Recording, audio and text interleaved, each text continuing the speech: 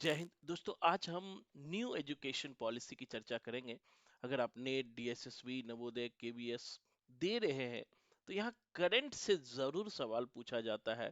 और खास करके न्यू एजुकेशन पॉलिसी जैसा स्क्रीन पर आप देख रहे हैं, सबसे पहला न्यू एजुकेशन पॉलिसी जो है 1968 में इंदिरा गांधी के समय में आया था, याद रखिएगा। सेकंड एजुकेशन पॉलिसी जो है राजीव गांधी के समय में आया था। और थर्ड एजुकेशन पॉलिसी यानी 1986 का जो पॉलिसी है, उसमें जो मॉडिफिकेशन किया गया था पीवी नरसिम्हा राव के सरकार में। न्यू एजुकेशन पॉलिसी में जो मॉडिफिकेशन किया गया था, याद रखिएगा, नरसिम्हा राव में 1996।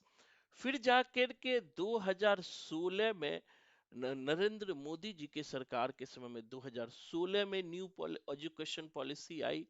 और 2017 में न्यू एजुकेशन पॉलिसी लागू हुई। 2005 में जो है मनमोहन सिंह के काल में जो है न्यू एजुकेशन पॉलिसी को लेकर कॉमन मिनिमम प्रोग्राम आया था। कॉमन मिनिमम प्रोग्राम आया था जैसा कि स्क्रीन पर देख रहे हैं। आखिर न्यू एजुकेशन पॉलिसी का विषय वस्तु क्या है?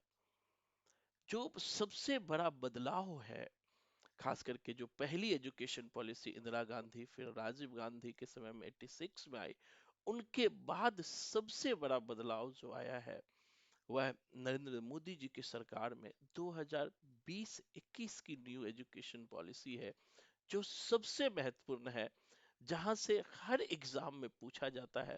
तो उनके कुछ की पॉइंट्स है, उसको आप ध्यान में रखिएगा। अगर वीडियो पसंद आ जाए तो लास्ट में जो है चैनल को सब्सक्राइब कर देना। जो न्यू एजुकेशन की जो पॉलिसी की जो मेन मेन बातें हैं उनको ध्यान रखना। पहला है GER रिपोर्ट, सकल नामांकन अनुपात, ग्रॉस एजुकेशनल रेशियो, यानी सकल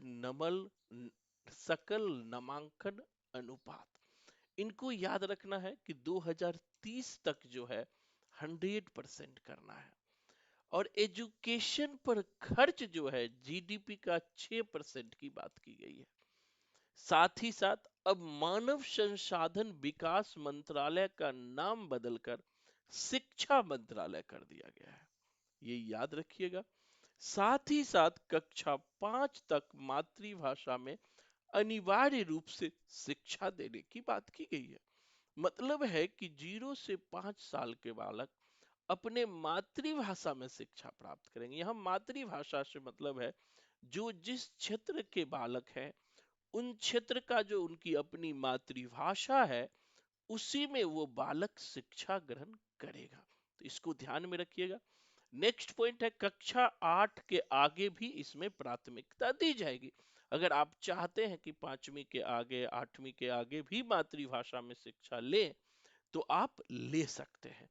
साथ ही साथ भारतीय उच्च शिक्षा निकाय की स्थापना की बात की गई कि जो एक उच्च शिक्षा निकाय बनाया जाए, जिससे कि उसी के आधार पर एग्जाम भी हो और उसी के पैटर्न को हम माने भी। तो उच्च शिक्षा निकाय की स्थापना की भी बात की गई है। साथ ही हायर एजुकेशन में एमफिल को समाप्त कर दिया गया। जो एमए के बाद एमफिल होता था और एमफिल के बाद पीएचडी में लोग एडमिशन लेते थे, तो बीच का जो एमफिल है उसे 2020-21 की शिक्षा नीति में हटा दिया गया। इसको आप ध्यान में रखना। साथ ही साथ कुछ और जो सबसे महत्वपूर्ण पॉइंट है कि विज्ञान के साथ साथ सामाजिक विज्ञान को भी शामिल किया जाए। न्यू शिक्षा नीति की जो पॉलिसी की जो एक महत्वपूर्ण बातें हैं कि साइंस के साथ साथ आप सामाजिक विज्ञान को भी पढ़िए, आपके लिए महत्वपूर्ण होगा। साथ ही एक जो महत्वपूर्ण, सबसे महत्वपूर्ण बात की गई वह स्कूलों में 10+2 की जगह हम लोग अभी तक 10+2 पढ़ते जाए हैं। उसके बाद जो फॉर्मेट आया है 5+3 3+4, ये बहुत महत्वपूर्ण क्वेश्चन है। महत्वपूर्ण पॉइंट्स है, हर एग्जाम में पूछा है, ऑप्शन में दे देगा 10+2 की जगह कौन से फॉर्मेट आया है, 5-3-3-4। याद रखिएगा 5-3-3-4, यानी 5-3-3+4। यहाँ 5334 का क्या मतलब है ये ध्यान रखिएगा। यहाँ 5 का मतलब है 5 साल जो है प्राइमरी एजुकेशन दिया जाएगा। इसमें फाउंडेशन कोर्स होगा कक्षा 1 और 2 का। एक तरह से 5 साल के बच्चे फाउंडेशन कोर्स लेंगे और इस फाउंडेशन कोर्स में बच्चों को बैठने के लिए सिखाया जाएगा, खेलने के लिए सिखाएगा और शिक्षा की जो प्रारंभिक विधियां हैं उनको सिखाई जाएगी। इसी तरह से 3 साल का जो एजुकेशन होगा वो कक्षा तीसरी से पांचवी तक होगा, यानी तीसरी, चौथी और पांचवी।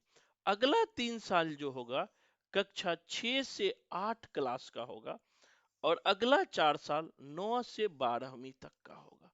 9 से 12वीं तक का। और 9th कक्षा से आप अपने सब्जेक्ट को चुन सकते हैं, अपने विषय को चयन कर सकते हैं। साथ ही साथ एक बहुत बड़ी खासियत है इस शिक्षा नीति में कि मातृभाषा में ज्यादा जोर दिया गया है कि आप मातृभाषा में सीखें, उसके बाद आप अन्य लैंग्वेज में भी सीख सकते हैं। लेकिन ये जरूर याद रखना 5+3+3+4। तो इन शिक्षा नीति को आप याद रखना। धन्यवाद। जय हिंद।